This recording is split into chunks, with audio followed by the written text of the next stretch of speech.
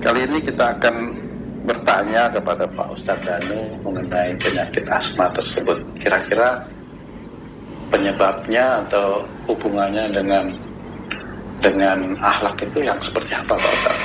Monggo, Pak Ustadz.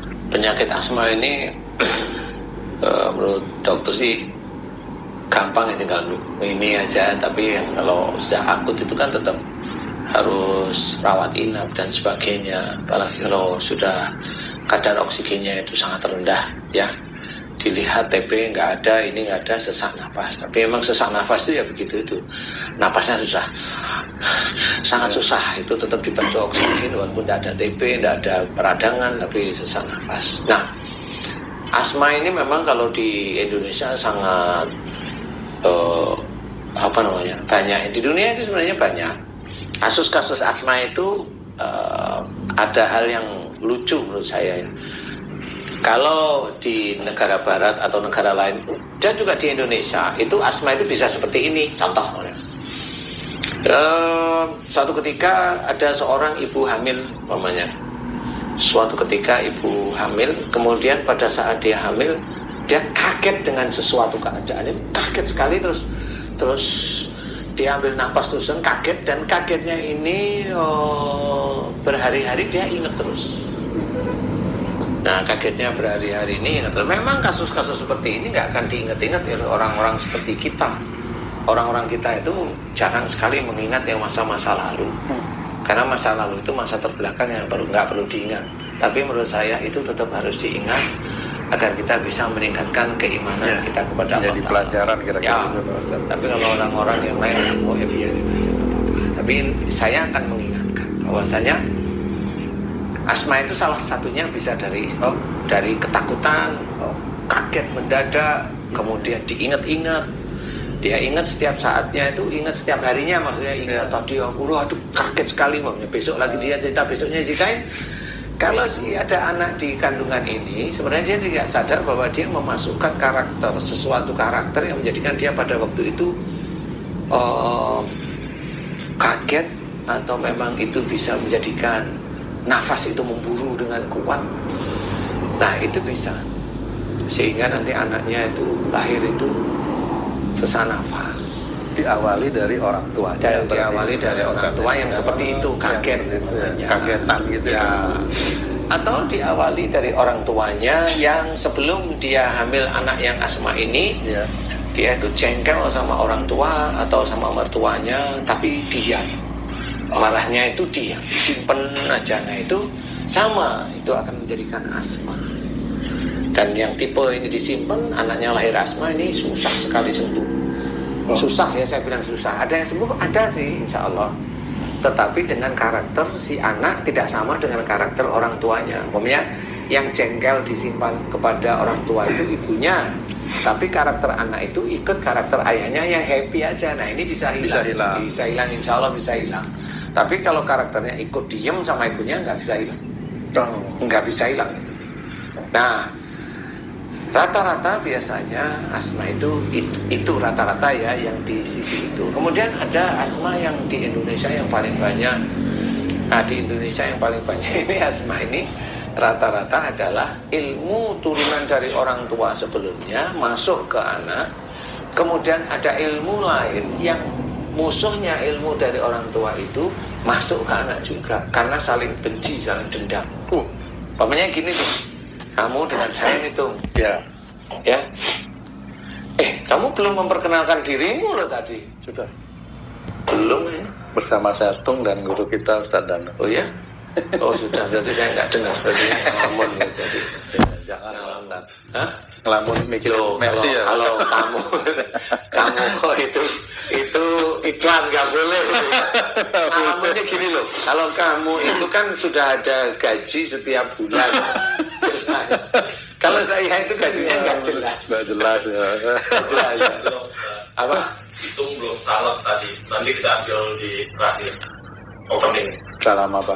Assalamualaikum. Sudah. Oh, sudah. Itu. Kalau kita kan kameranya ngalamin. Berarti tadi pagi belum nyediakan makanan. Oke, kita bahas lanjut. Ini nggak apa-apa nih ya. Oke, kita bahas lanjut. Jadi yang terbiasa kayak begini nih tuh. Kamu punya ilmu, saya punya ilmu, dan kamu sama saya itu berantem dan benci, saling benci. Yang berantem fisiknya atau ilmunya? Ya kamu sama saya berantem. Ya. Berantem, jadi sudah saling benci gitu ya. Kamu punya ilmu, saya punya ilmu, yuk benci, pernah berantem fisik, gitu. Atau dendam seperti itu ya. Kalau kamu nggak dendam, oke, saya anggap kamu nggak dendam, tapi saya yang dendam nih.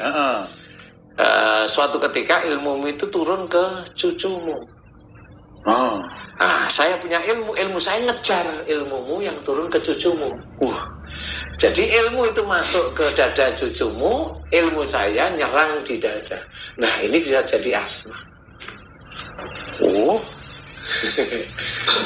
Ya, dengan kecenderungan si anak ini memang nggak taunya punya sifat dia kalau marah diem. Nah, itu pasti nanti di dada. Seperti itu. Nah, asma di daerah Indonesia rata-rata biasanya itu. Karena ilmu yang menyerang ilmu. Iya. Ilmu yang menurun ke anak cucunya diserang dengan ilmu lawannya. Dan masuk itu. Nggak bisa keluar. Wah, itu taunya gimana Pak Ustadz ya? Ya nggak tahu, itu jadi pelajarannya aja 2 tambah 2 4 udah jadi pelajaran, nggak usah tahu 2 tambah 2 integralnya begini, capek nanti kita nggak akan selesai ngerjain ujian matematika, jadi nggak usah dipikir. Ini ilmu sebenarnya yang memang teman-teman dokter memang nggak tahu, taunya sesak aja.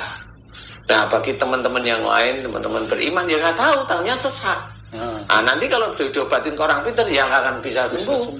Karena ya, orang pintar itu juga rata-rata ilmunya dimasukin ya nggak bisa, malah nyatu itu nanti. Ada teman yang berobat itu sampai ke hal-hal yang kayak dia harus makan hatinya kelelawar gitu Pak. Itu kadang dia bisa sembuh waktu dia makan itu, tapi nanti beberapa bulan lagi kumat lagi. Ya itu nggak bisa dikatakan sembuh ya. Sembuh itu kan ya nggak kumat. Seperti itulah rata-rata yang biasanya itu dia asma seminggu sekali, seminggu 2 kali, ya paling tidak sembuh itu setengah tahun itu dia nggak asma, itu bisa dikatakan sembuh. Tapi kalau kumat ya berapa 1 bulan udah lagi seperti itu. Jadi itu nggak bisa dikatakan sembuh. Apalagi nanti kalau udah hanya meredam sesaat gitu ya Pak. Hanya meredam sesaat. Apa karena ilmu yang masuk itu takut sama hati kelelawar kali, itu? Ya, gitu kali. bisa juga gitu Pak Ustadz ya. Kali. Atau hati kelelawar itu juga mengandung makhluk yang ditakuti oleh ilmu tersebut, begitu? Ya kali juga ya, kali ya. Karena saya nggak pernah meneliti yang seperti itu, jadi kali aja. Tapi kan tidak semua orang itu sembuh dengan seperti itu. Dia hanya cerita istilahnya. Kalau memang mau bertanya betulan ya tanya sama dokter peneliti, atau memang meneliti hati kelelawar itu isinya apa.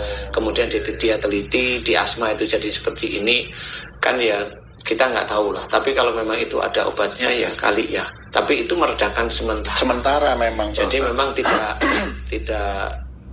semuanya. Dia kambuh-kambuhan sih. Yang saya tahu sih memang kalau lagi ini ada temen kalau dia lagi kalut dan banyak pikiran gitu, itu kumat. Itu karena ada emosionalnya yang menyatu. Makanya itu ada emosional yang disimpan. Jadi dia akan kambuh, dia kaget, dia khawatir, dia emosi.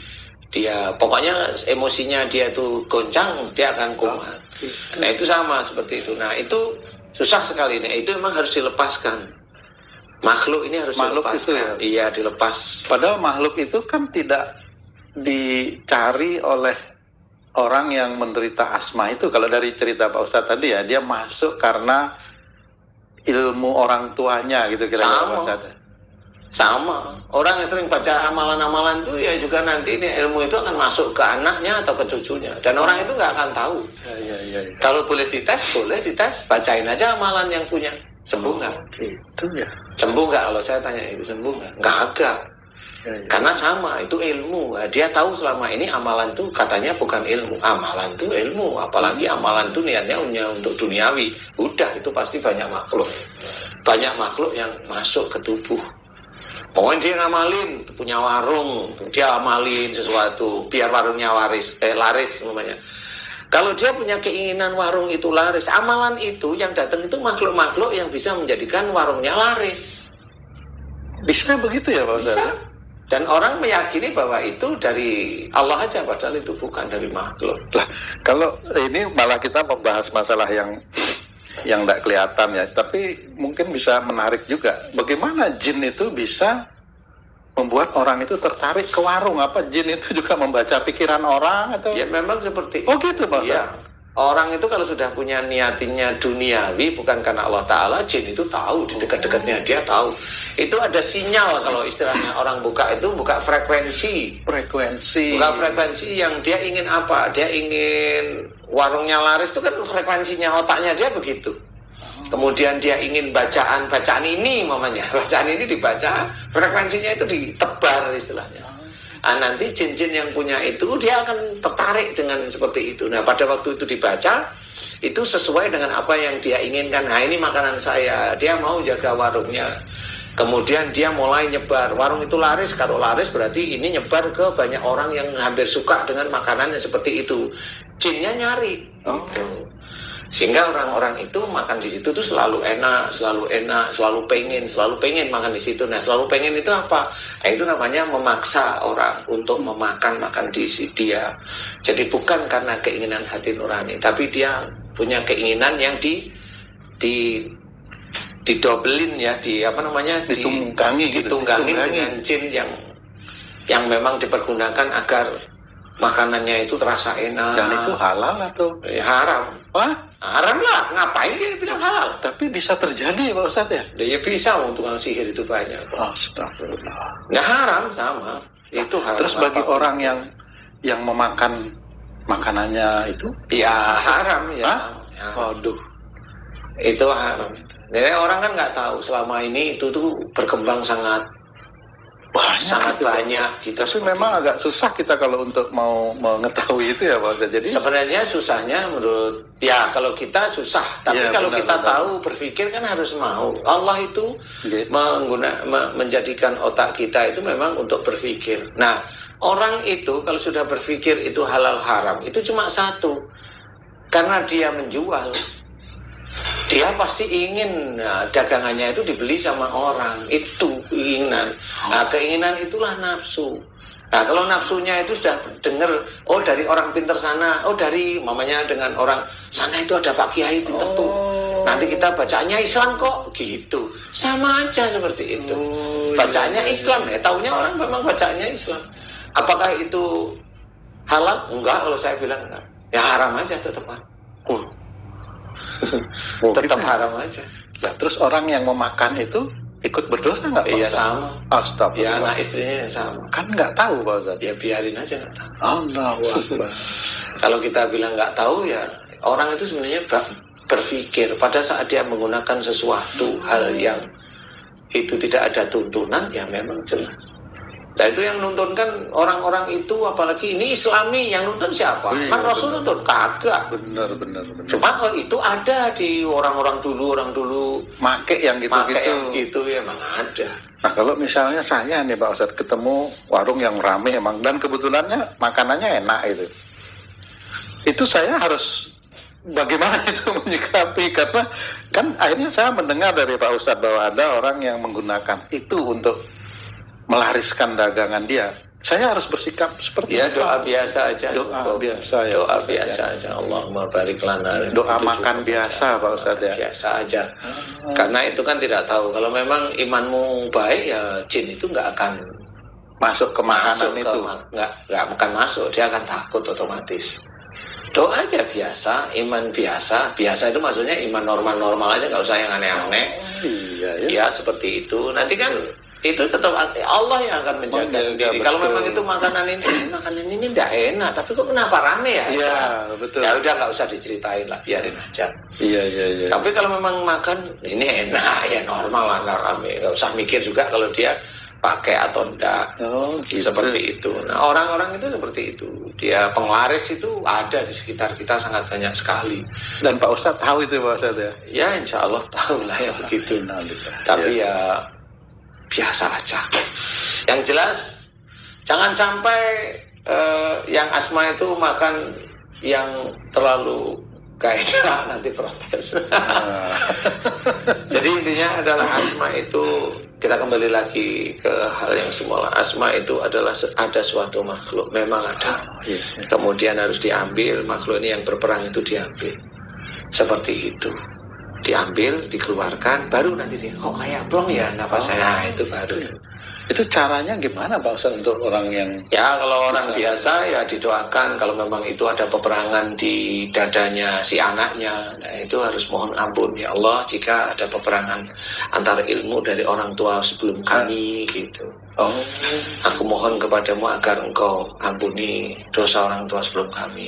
Aku mohon agar ilmu dari orang tua sebelum kami engkau lepaskan, dan ilmu dari orang yang berperang dengan ilmu orang tua kami, ya, aku mohon agar engkau lepaskan. Jadi memang mohon dilepaskan aja. Kalau mohon maaf nih Pak Ustadz, saya jadi banyak tanya.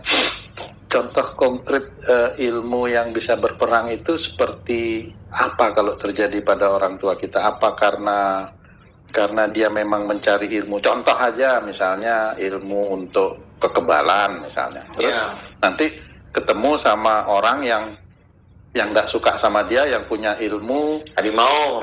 Iya, seperti gitu Pak. Iya. Dia punya ilmu harimau, dia ini punya ilmu harimau, berantem aja nanti diturun anak-anak turun itu pasti berantem. Insya Allah pasti seperti itu. Memang tidak semua anaknya sih seperti itu, karena memang ada hal-hal tertentu aja yang menjadi ujian atau musibah bagi keluarga tersebut. Kalau kembali ke masalah yang mengenai kaget itu Pak Ustadz, itu kaget itu dia kaget melihat sesuatu yang menakutkan, atau kaget dia mendengar berita yang menggembirakan, atau kaget yang seperti apa Pak? Bisa aja menakutkan ya. Menakutkan. Kalau menggembirakan nggak kaget, bahagia namanya. Kaget dulu terus bahagia biasanya gitu ya, bahagia aja ya. Nggak ada kaget. Kaget itu pura-pura senang aja ya. Namanya benar. Ini kamu tak kasih mobil, terus aduh sesak napas. Oke banget itu. Iya benar. Ya. Oh, jadi kasusnya itu memang kebanyakan dari ilmu ya Pak Ustadz. Kalau kebanyakan di Indonesia itu ilmu.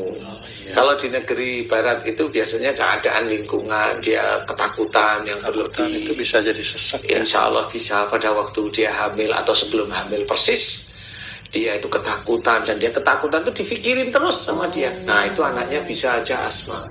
Ya, dia seperti itu. Makanya memang harus dijaga. Kalau namanya kita orang muslim, menjaga anak kita agar baik, ya dekat aja sama Allah, berbuat baik setiap saat kan gitu. Kemudian ya baca Quran niatnya karena Allah lillahi ta'ala, itu kan menjaga hal-hal yang memang betul. Tidak yang kita inginkan gitu loh istilahnya. Jadi apa namanya, ya sesuatu yang tidak kita inginkan itu kalau bisa tidak terjadi.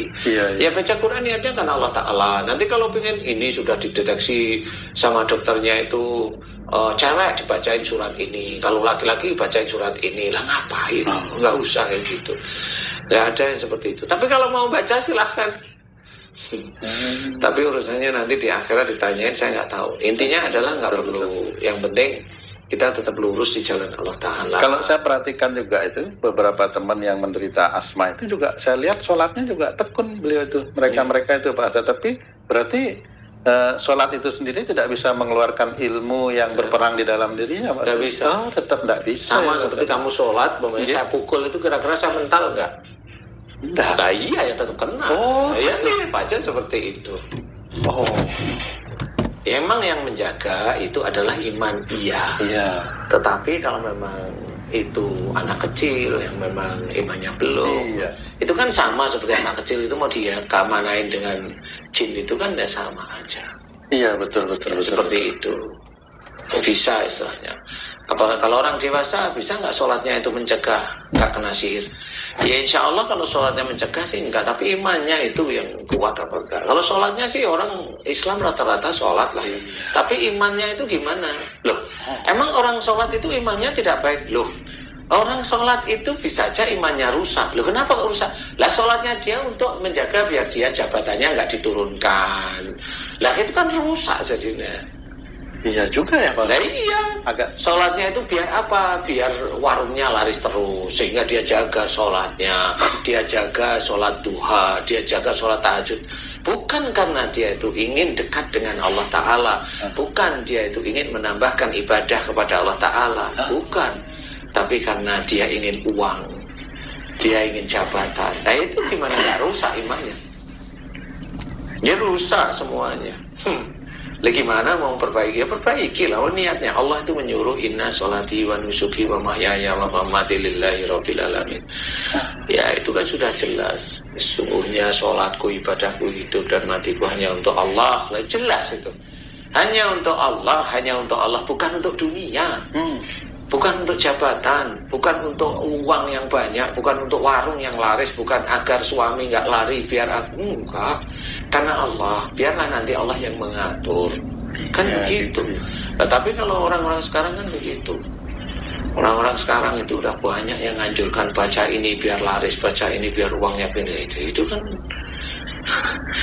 ya dalil hadisnya sendiri juga nggak ada, hadisnya itu nggak ada, mau bilang gimana. Tapi jadi ya, untuk mohon maaf Pak Ustadz, jadi untuk menjaga agar sholat kita ini benar-benar ibadah kepada Allah, cara menjaganya itu kesehariannya gimana itu hubungannya sih sama saya? Emang nggak ada hubungan, nggak perlu dihubung-hubungkan. Sholat aja karena Allah. Bismillah itu kan sudah jelas dengan nama Allah, jelas itu. Itu kan Bismillah itu kan menandakan kalau kita mau lillahi ta'ala, mau sudah Bismillah dengan nama Allah, itu kan jelas itu. Tapi hati kita nggak taunya beda. Hati kita nggak taunya biar rezeki banyak, lancar. Dia memang berdoa rezeki biar berkah, tapi caranya enggak. Sama seperti saya nyuri biar dapat berkahnya, nyuri gimana? Ya nggak bisa. Kok mau menipu Allah gimana ya? Karena nanti kalau yang saya dengar dan yang pernah saya dengar dalam penghisapan itu kan yang pertama kali dilihat sholatnya Pak Ustadz. Iya. Kalau sholatnya baik, sudah dianggap baik semua amalnya. Waduh, ini ya itu ya, agak susah juga. Saya masih belum bisa mencerna dengan baik itu. Kalau saya ketakwaan seseorang yang dilihat sholatnya baik oleh Allah Ta'ala, bukan sholatnya sebenarnya itu bukan itu, tapi imannya dia rusak nggak dengan keadaan seperti itu. Orang sholat itu menghadap pada Allah Ta'ala, kan harusnya dia juga menjaga agar perilakunya juga baik. Berarti perilaku yang tidak baik bisa merusak sholat. Ini terlalu panjang, nanti ini kita tetap perlu. Karena bagaimanapun juga dia sholat tapi nyuri, gimana coba? Dia sholat tapi maki-maki, gimana coba? Apa coba? Dia sholat tetapi dengki, dia sholat tapi iri, dia sholat tapi macam-macam. Lah itu gimana coba? Ya dinilai sholatnya apa-apanya coba? Emang nggak dinilai itu nyurinya, dengkinya, suudzonnya? Ya tetap dinilai lah. Jadi kalau kita mau menjaga sholat, berarti kita harus mau menjaga perilaku kita sehari-hari. Iya. Ini Inna sholata tanha anil fahsya'i wal munkar. Itu kan sudah jelas. Sebenarnya sholat itu menjaga dari perbuatan keji dan mungkar. Itu bukan karena kita sholat. Ya pada waktu kita sholat kita nggak berbuat keji dan mungkar. Tapi setelah sholat, yang harus menjaga kita dengan perilaku kita gitu. Ngapain malaikat menjaga? Nggak boleh. Enggak, orang itu juga semaunya sendiri dia. Ya seperti itu. Jadi kalau orang sholat itu jangan berharap dia sholatnya dia itu hebat, besok kelihatan sholat di dunia, di akhirat dia masuk surga. Belum tentu ya. Belum tentu. Surga itu seorang muslim yang masuk surga itu karena rahmat Allah. Betul.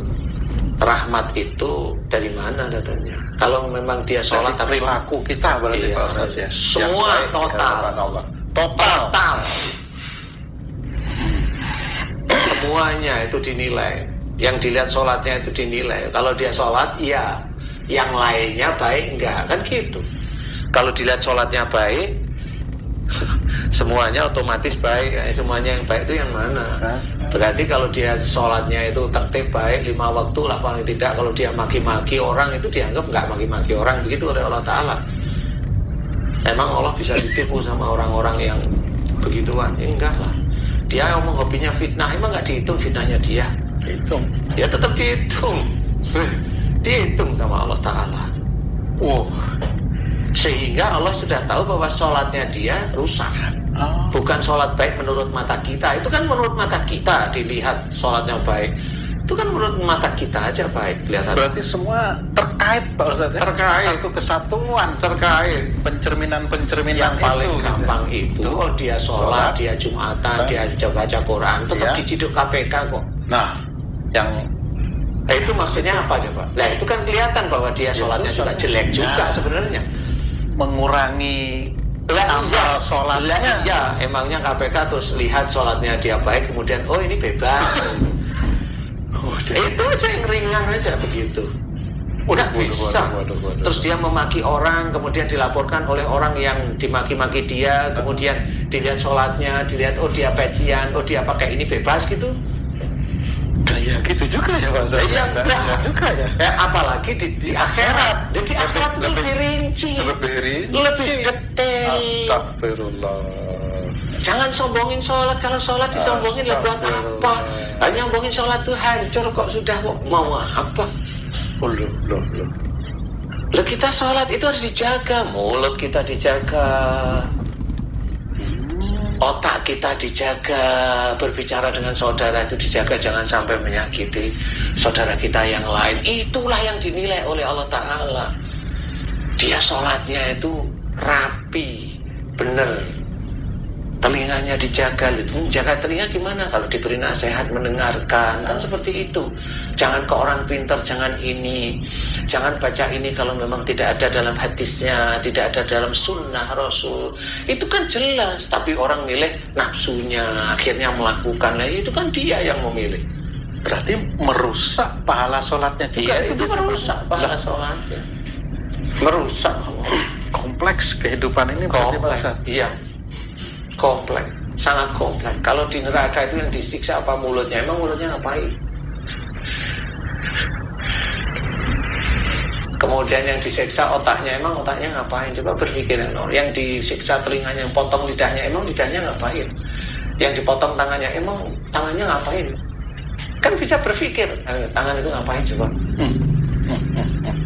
Ya kalau itu kelihatan telinganya dipotong. Ya kalau yang di dalam jantungnya diokrok-okrok, paru-parunya dihancurin. Nah itu yang kena TBC itu ya memang besok itu di akhirat ya itu yang diincar oleh para malaikat.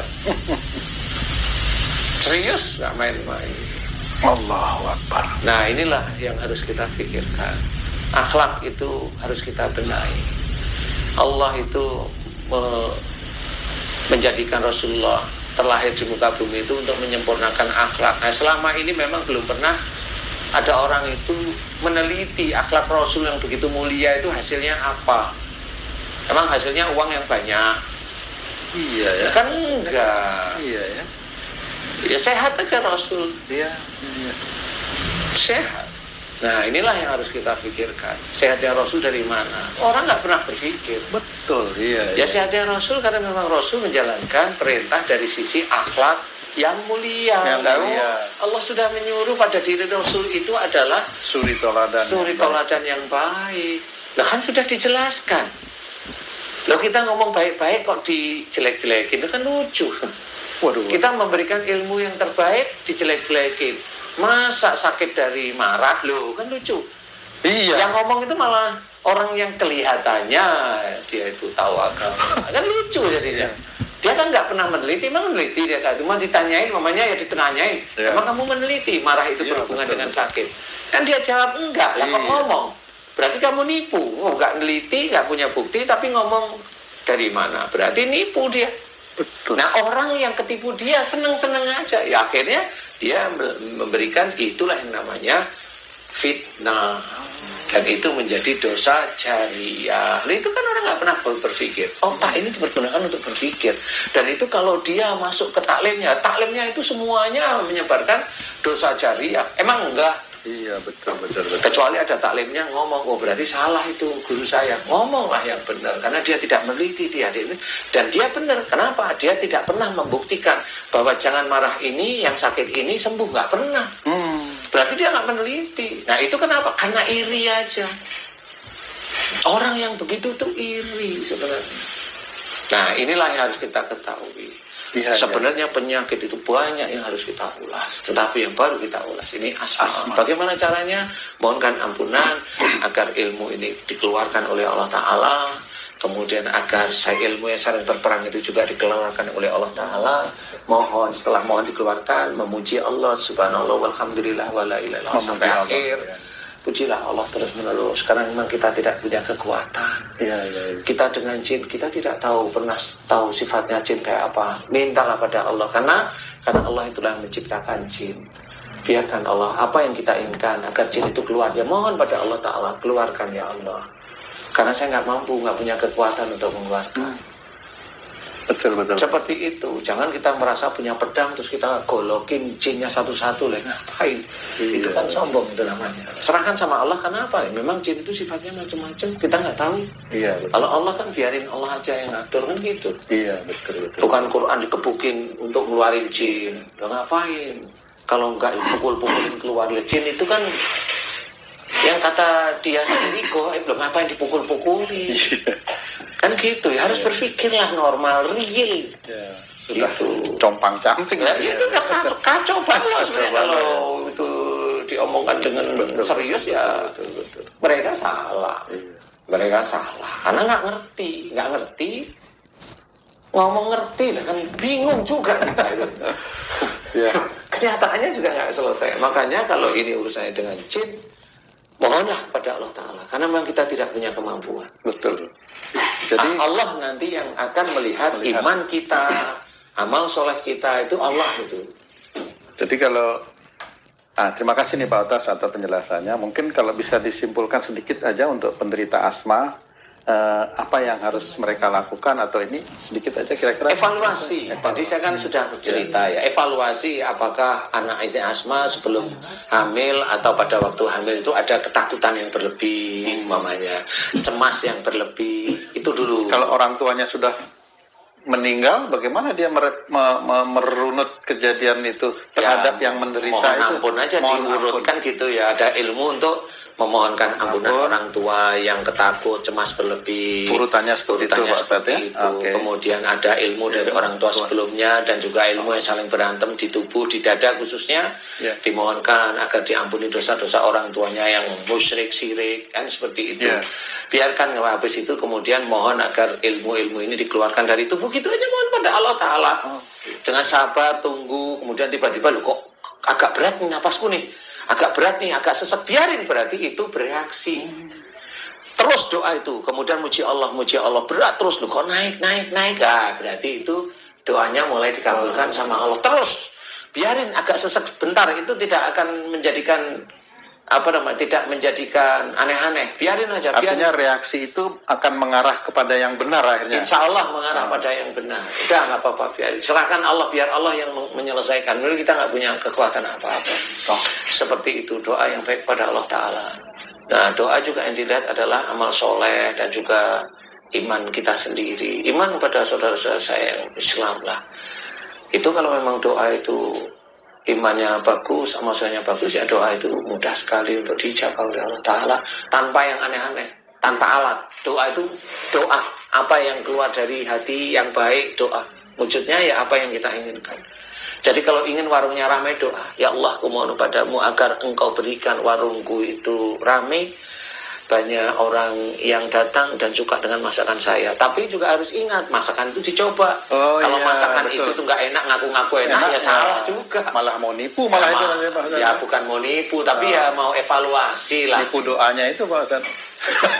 Ya kalau nipu doanya cukup begitu ya. Bisa ya Pak Ustadz? Ya sebenarnya itu ya. Kan yang dilihat hanya iman sama amal soleh sama Allah Ta'ala. Betul. Kan gitu. Betul. Hanya di titik itu. Kalau memang itunya sudah benar, ya sudah. Memang kalau memang itu masakannya benar, ya udah. Pasti sejalan itu. Bukan berarti terus karena masakannya sebenarnya biasa-biasa aja. Ya ini tapi rame lah. Itu kan ada sesuatu. Ya nggak suzon.